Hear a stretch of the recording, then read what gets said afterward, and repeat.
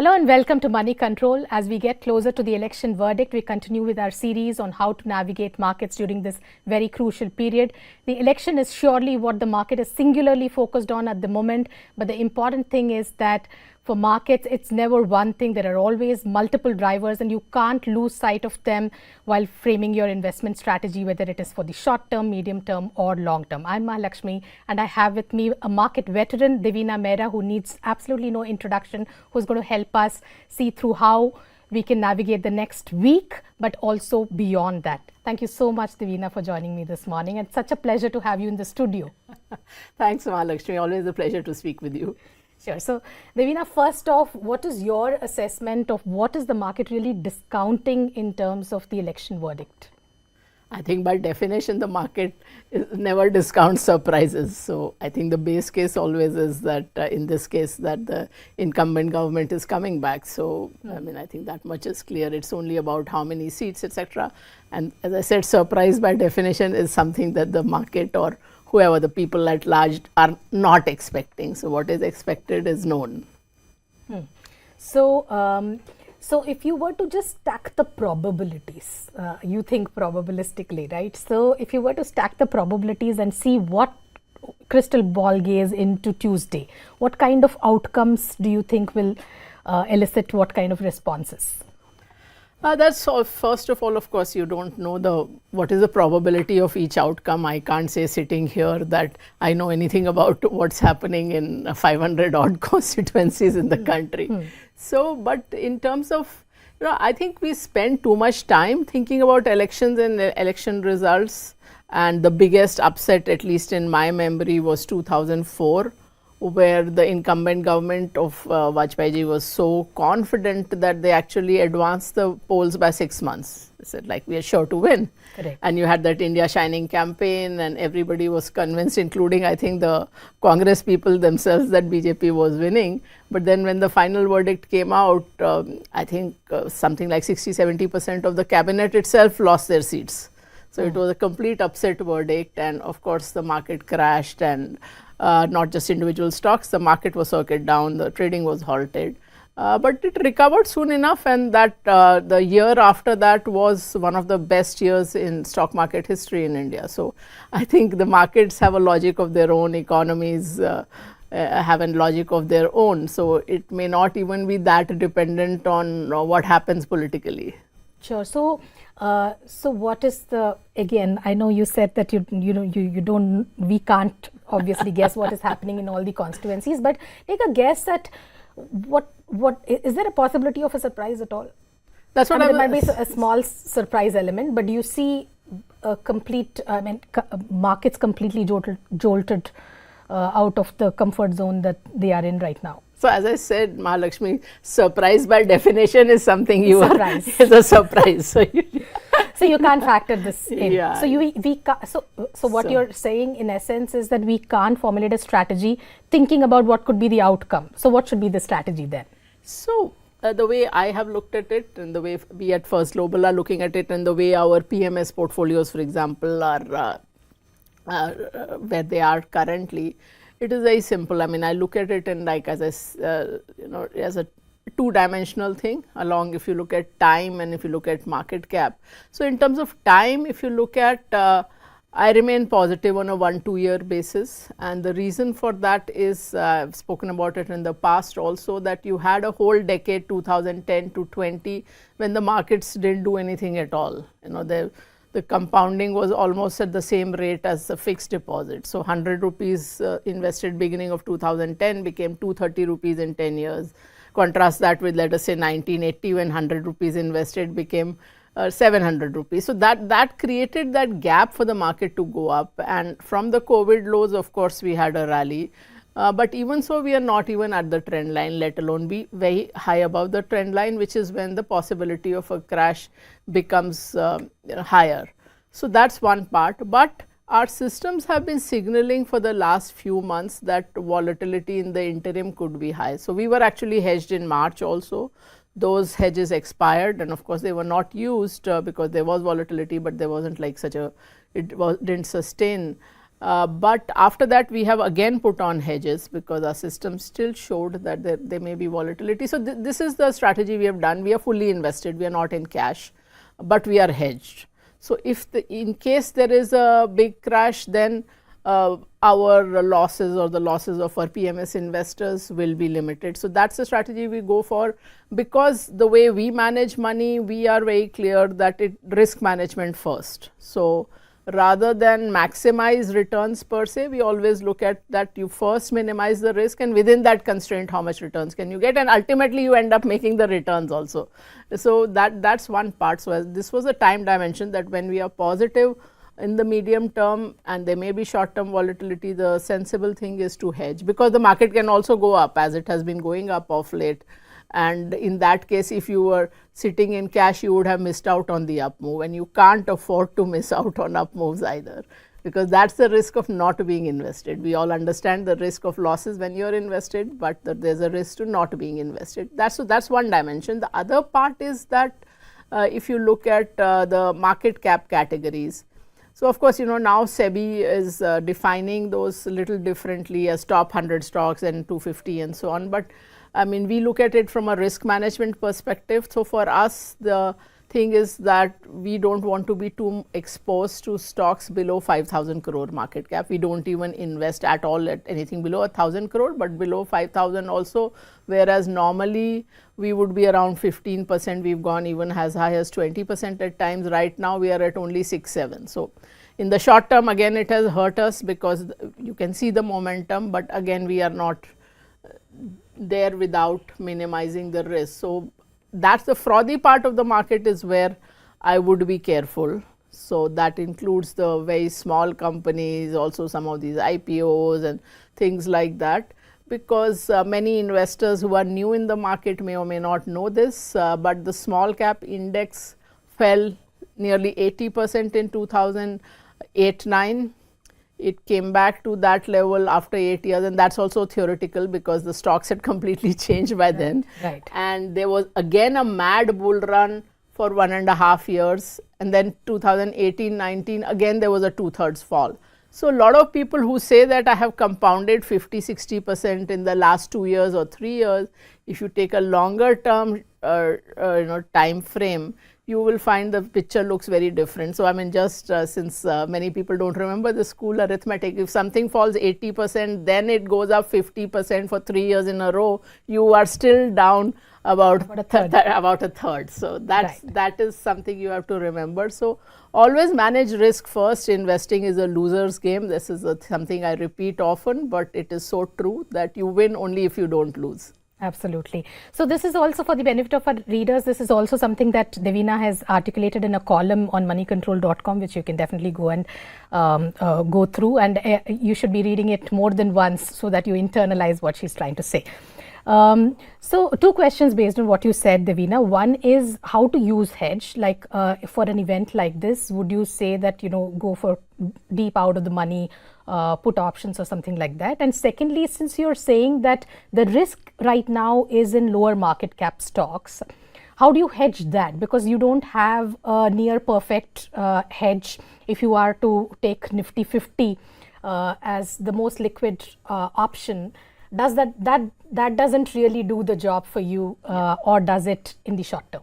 No, it doesn't. So, that is the reason why I said that for those small market cap stocks, we have just cut exposure. So, that's we are not using the hedging strategy there. In fact, you can't even really speaking use the stop loss strategy there, because I mean, while you have stop losses, but the fact is when those kind of stocks fall, there is no exit. I mean, it's circuit down, circuit down, circuit down, right. And many of those stocks just disappear. I mean, always remember that there are about 4,000 companies that are actively traded today.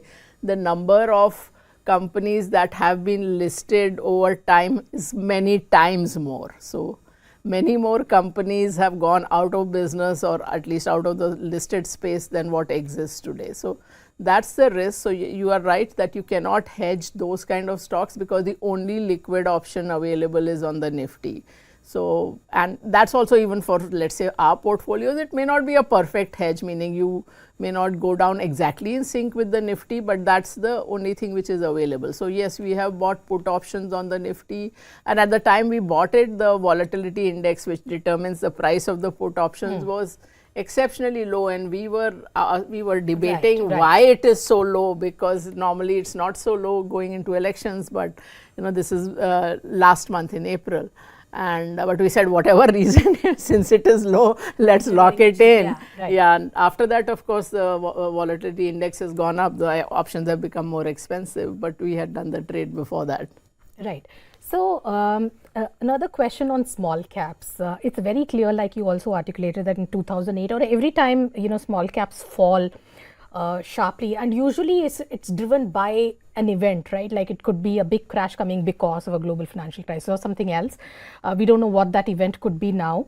But without that event, is it possible for example, in the last 1 year, definitely small caps have done exceptionally well, and the appetite amongst retail investors very high.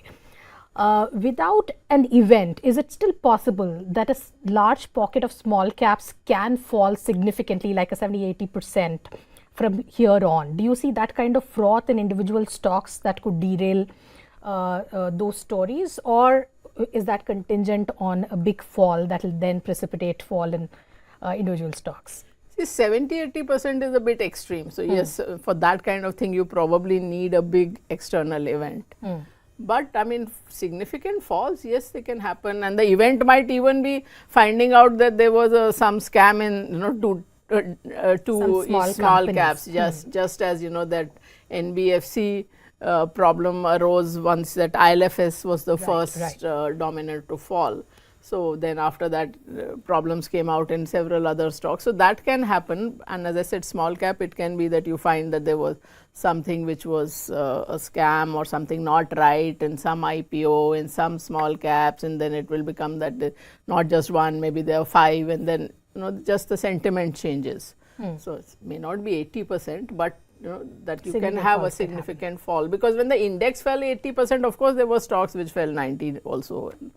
95 also, and almost everything fell. That's the other thing. People think that I'm choosing very carefully, and therefore, my stocks will not fall. But in the 2008-9 fall, out of the small caps, how many didn't fall? 1%. In 18-19, how many didn't fall? 8% only. So, you are not this genius who will be in only that 1% or 8%. Right. So, when it falls, sometimes stocks which don't deserve to fall might also fall. You have already answered the question, but I'm still going to ask the question in a different way. That there is this belief in the market that this time the small cap rally is a lot more sustainable, because this is a cyclical up move in the economic cycle, and a lot of these small caps belong to that category where, whether it is feeder companies or vendors or infrastructure small players and so on. And if this economic cycle were to continue, then you would justify their valuations over the next 3-4 years. The earnings could see a very disproportionate jump, etc. So, is this time truly different? So anybody who's been in the markets long enough knows that this time it's different is a refrain that comes every time there is a bull run in anything. But if you look at the macro situation, obviously, see, small caps is not a monolith. They're not all the same type of companies. In fact, the diversity is probably much more than it is in the large caps. So, you do have to look at what's happening in the company, and some of them are regional players where the national dynamics may or may not work. But if you look at the national part of it, if I look at the GDP, for instance, GDP has been running on a single engine, which is government spending. Consumption growth has been exceptionally poor, and which probably also ties to the fact that employment situation has not been very good. So, employment and consumption kind of go hand in hand. So, consumption has been exceptionally poor. Consumption growth has been the lowest in 20 years. So, it's not as if that everything is doing well. There is also an element of, you can call it K-shaped recovery, you can call it premiumization, that you have a certain category of goods doing better, which is the luxury goods, or at least the goods that are consumed by the more affluent. So if you look at whether it is housing or cars, it is the high end which is selling. So the high end SUVs and the high end cars are selling, entry level not so much, and so on. So even I mean, I was so it sounds a little funny, but surprising bit is that even in underwear, that's the story, that the high end is selling. So it's very segmented. So also, as I said, in small caps you have to look at where they are operating, but you can't say that in general the macroeconomic situation is the best it's ever been, and so it will lift all boats. Okay, so therein comes another question, which is this, this 2 lakh crore bonanza that we've got from the RBI. So everybody is assuming that either you can do it in two ways. One is you bring down you go for a more aggressive fiscal consolidation. Second is you step up the capex, right? Is there a third angle to this, which is that you do big tax breaks and you keep the fisc where it is, so you put more money in the hands of people, you go into more aggressively into welfare schemes, and if such a thing happens, if such a thing were to happen, how do you think the market will take to it? Will this address some of the problem which we are facing in the consumption category right now, and how likely is it? From what you have seen of this government in the past 10 years on what they could be doing? Difficult to say. I mean, of course, this is a one-time bonanza in a sense. It is not that it's not recurring. Yeah, that it's not recurring. Yesterday I also saw this thing that now some 600 properties of all the PSU companies and governments have been identified for sale. So maybe that might be another one-time bonanza. So I would think it's likely to be a combination of all of them. I'm sure they will have an eye on the fiscal deficit. Given what the spending pattern has been of late, I would think the greatest chunk will, whatever they want to spend, will go towards infrastructure and capex. But there might be tax breaks, I'm not so sure, but welfare schemes, maybe there might be some increase there too. But I mean, it's speculative. I have no idea what the FM would have. Even the FM doesn't have, because the FM says the next FM will decide that. So the FM has also not answered those questions in the past. So anyway, so I'm asking this also because for a long time FMCG has not performed. But recently, just in the last 2 weeks, of course, on one day, all the FMCG stocks were up 5%, and that was because of the Nielsen report saying that there is recovery in rural, etc. So when you see such big moves in a sector that you don't see stocks going up and down every day, you don't see is that an inflection point? How do you read into this recent momentum in FMCG? So FMCG, of course, in 2020 it was the sector, and at that time I had done a half-an-hour program on your sister channel CNBC saying that that FMCG doesn't always do well, and it goes through periods of underperformance, which sure enough came later. So I mean, at some point it will bottom out and start to look better, no doubt about it. As far as the volume part is concerned, like I saw data for, I think it was Dabur, which said that rural volumes had dropped 5%, and then this year they have grown 6%. And I said, that means they are back to where they were 2 years ago, which is hardly, great growth. But yes, I mean, again, the volumes, etc., may have bottomed out, and also depends on the monsoon, and which in turn both directly and indirectly, because monsoon also determines food prices, and right now in our inflation basket, food is the category which is driving inflation to a large extent most months. So if the monsoons are good, it brings down food prices and it puts directly money in the hand of rural consumers. So I would think right now we are dependent on that. Sure. What is your view on metals? Because the market seems to be very divided. I mean, at least analysts seem to be very divided on metals. What is your own take? So last about a month and a half, we have added in metals. So from being quite underweight, we are now somewhat overweight. So our systems are showing that for now that category is looking good. But of course, in commodities, you can never predict how long cycles will last. For now, it's a positive, also partly because we think China has bottomed out. So in our global funds, for example, we have increased China, so which also has an impact on a lot of commodity demand and therefore commodity prices. How about global trade setup? Has that decisively turned positive now, because you see US markets also at all-time highs, and unlike about a month back, you have started thinking about a rate cut, at least one this year in September. So does that, are all the signals from global markets also positive, or is that, this is going to be in phases, like, in 2 weeks time, some other data may come and you might still see a pullback? But actually, if you look at global markets have been good from 2023 beginning, at least the US 2023 beginning, others have. But a fresh new high is, it sets the tone for continuation of a rally, right? So, you see, actually 2023 beginning, when the consensus was that equity markets won't do well, I was quite clear that equity markets would do well, because 2022 was not, figuratively speaking, but in actual data terms, the worst year in 100 years for asset markets, equities, bonds, everything. So I was quite sure that markets would rally. But I mean, 2023 first 10 months, I was actually quite worried, because the market rallied, but the indexes were moving, but the rally was very narrow. So it was tech all over the world, and more so in the US, where the S&P, let alone the Nasdaq, the S&P 90% of the move was just 7 stocks. But since then, which is about last 6-7 months, the rally has broadened. In fact, now it's broadening further. We see more of the small cap and mid caps also doing well there. So which is all good, because that, the rally broadens, it becomes more robust. In terms of other markets, Japan was the other market which we were watching last year for a turn, and that decisively, our system signaled in April. So since then, we've been overweight Japan. We were watching China for a long time. It gave a number of false starts, but now we think it is firmly now on the way where it will do better. So pretty much equity markets are looking good all around the world. I mean, not all around the world, but there are enough significant pockets where they are looking pretty good.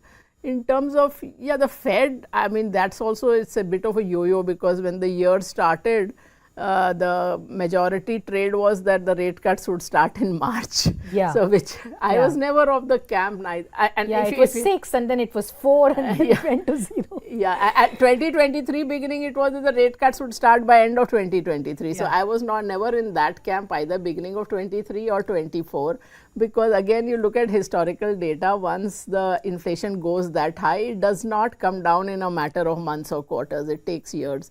So, but I mean, now of course, of course, now central banks also are in that mode that whatever we said last time is of no consequence, only data is of consequence. So there have been enough central bankers who said one thing, and then the next time they've done another. There have been those which cut and then raised again. So we're still waiting and watching. But yes, I mean, now that I would think that the cuts would come by the year end, probably. That's the, that's the most probable as we sit here today. Right. So, so today only on Moneycontrol we did this story saying that this month India has seen maximum foreign outflows, foreign fund outflows compared to the rest of the emerging markets, and therefore, and perhaps because of that, but I know that you have said that flows have nothing to do with returns in the past, so I'm not going to make that mistake. But coincidentally, markets have, India has also been amongst the worst performers this month. Is this because of election risk, or is there any other factor? It would probably be, I mean, if you look at explicit reasons, it would probably be the elections. But as I told you, that our systems have been signaling this for a while. So, I mean, it was just that after that run up, there was going to be a period of a few months where it would be sideways, up, down. But then again, I mean, you did make a new high as well. So it wasn't as if that it's been terrible performance or something. So probably you are comparing vis-a-vis China, which is the biggest weight in emerging markets, and that's coming out of a multi-year funk. And surprisingly, somebody asked me this question last night on that the flows are actually coming from China to India, and what does that mean for China and India? So, I mean, flows are not so relevant to track, as you yourself said, that the data doesn't show that if FIIs invest more in India, the market goes up, or if they take out money, the market goes down. Sure. So the reason I asked that question is there a possibility of, because a lot of money has moved out of India in the last 1 month, if we have a good electoral run, does it all come back and gush through like in a short period? I mean, do you see that happening? Can't I mean, say. is this what I mean to ask really is how much of FII flows for us is now is to do with elections, and how much of it is truly driven by the rate scenario outside in the US? I think the whole emerging market pie is driven by the rate scenario for sure. So then So the FOMO money that could come into India, you would not attribute too much to that. It will. I mean, always I would say investors, even fund managers behave like individuals at the end of it. They are individuals. So I mean, there's always a lag between when things change and people recognize that it has changed. So China is in that situation. So as I told you, that somebody asked me that money is not flowing into China, and but to our mind, China has turned. At some point, people will recognize. By that time, part of the run-up would have happened. It's like capital goods and industrial machinery sector in India. Our system signaled that it had turned in October 21, and we've been overweight since then. But most people discovered it in 2023 when the stocks had already doubled, tripled, and all that. So always, because human beings tend to hold on to the story, and the story is what happened earlier. So they don't recognize often that the thing has turned. And what are your systems telling you now? I mean, what are you most bullish on if you were to pick top 3 sector stocks, themes? So we continue to be overweight capital goods, industrial machinery. We've cut back from where we were. So we've been booking profits. We've been shifting from one stock to the other, but we continue to be overweight. We have last year and a half, we have added in auto components, pharma, some construction. So those we remain overweight. Metals is the one where we were underweight, and for now we are overweight. So that would be broadly where we are. Some sectors like banks and FMCG, which were looking very bad now, may not be as bad, but not an overweight call yet. We think IT services is on the other side, where it will bottom out sometime this year.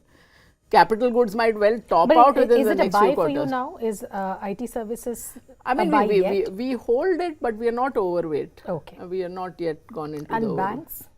Banks, we are still underweight, but we've added a bit from where we were. We were extremely underweight. We have added a little bit from there. Okay. And this whole, today CLSA has put out this, Modi stocks and stuff like that. So what is your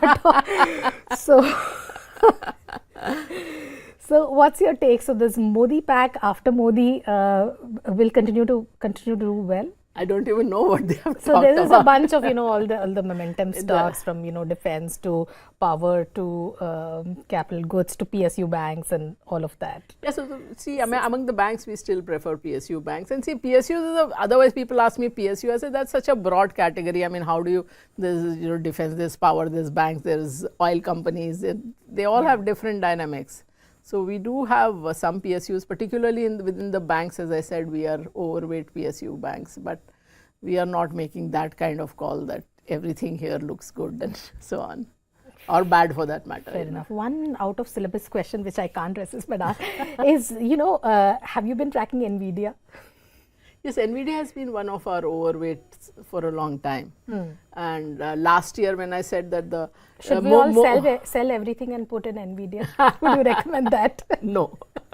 So we've actually cut in our last rebalance. We cut because we thought the valuations had gotten a little ahead. So I mean, on that mega 7 which drove the entire rally last year, NVIDIA was the only one where we were actually overweight, because normally we are not very concentrated. So when the rally is that narrow, that hurts us. But NVIDIA was one we were convinced about, so that was one where we were overweight. So you're saying the valuation is not favorable right now? No, but then but after that's